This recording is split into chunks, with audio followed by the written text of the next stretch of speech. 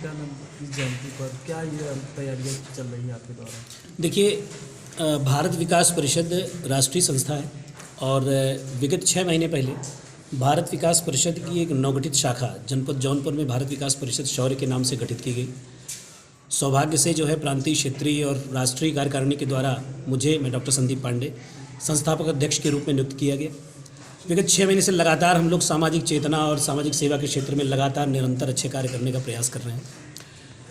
इस पूरे हिंदुस्तान के आदर्श वैश्विक देशों में, पूरी दुनिया में भारतीय संस्कृति को स्थापित करने वाले युग पुरुष स्वामी विवेकानंद जी हमारे अपने संस्था के भी आदर्श हैं।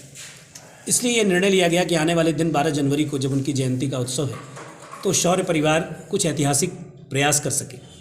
अपनी क्षमता के अनुसार हमने इस कार्यक्रम को बहुत भव्य बनाने का प्रयास किया है, जो 3 चरणों में है। पहला कि हम एक बड़ी शोभा यात्रा आयोजित कर रहे हैं, जिसमें कि हम भंडारी स्टेशन के बगल में राज कॉलेज मैदान के से एकत्रीकरण करके और भंडारी स्टेशन से हम आगे बढ़ेंगे, सुटहटी होते हुए, कोतवाली, चारसू, शाही पुल होते हुए हम जो है जेपी होटल और चंद्रा होटल तक पहुंचेंगे और वहां से दाहिने मुड़ करके हम जेसी चौराहे तक जाएंगे।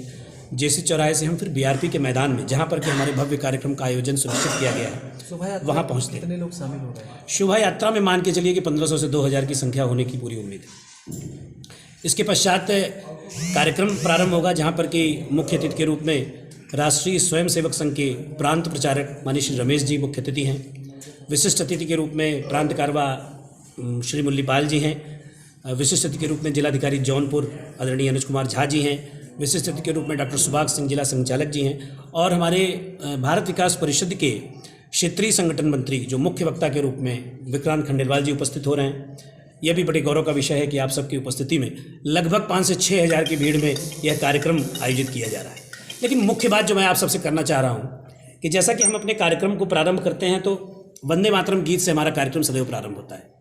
इस बार परिषद परिवार ने, शौर्य परिवार ने यह निर्णय लिया कि हम इस बार वंदे मातरम अकेले नहीं गाएंगे और हम जनपद के प्रत्येक स्थान पर, प्रत्येक संगठन, जितनी भी सामाजिक संस्थाएं हैं, व्यापारी हैं, व्यापारी बंधु हैं, शैक्षणिक संस्थाएं हैं और विभिन्न प्रकार के लोग हर जगह अपना यह संदेश भेज रहे हैं और आप सबके माध्यम से भी यह संदेश भेजना चाहते हैं कि 2:15 पर जब बीआरपी के मैदान से शौर्य परिवार के द्वारा और उस सभागार में, उस प्रांगण में उपस्थित समस्त लोगों द्वारा राष्ट्रीय गीत गाया जाएगा, उस समय जनपद में प्रत्येक व्यक्ति 2 मिनट के लिए हमारा साथ देगा और युग पुरुष स्वामी विवेकानंद जी की जयंती पर 2 मिनट के लिए खड़ा होकर के इस राष्ट्रीय गीत को स्वर में स्वर मिलाएगा।